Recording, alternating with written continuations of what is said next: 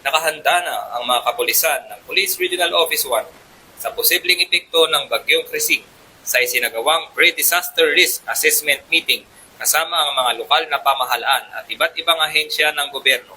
Tiniyak ng Police Regional Office 1 na nakaalerto na ang kanilang mga tauhan upang magsagawa ng rescue operations, traffic management at seguridad sa mga evacuation center.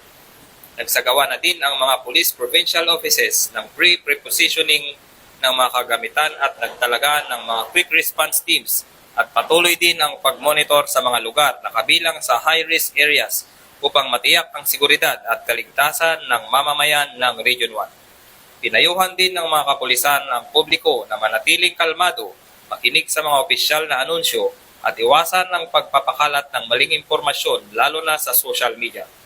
Patuloy ang koordinasyon ng Police Regional Office 1 sa mga Disaster Response Unit, Department of Social Welfare and Development at Office of Civil Defense upang matiyak ang mabilis na pagbibigay ng tulong sa mga maapektuhan na residente.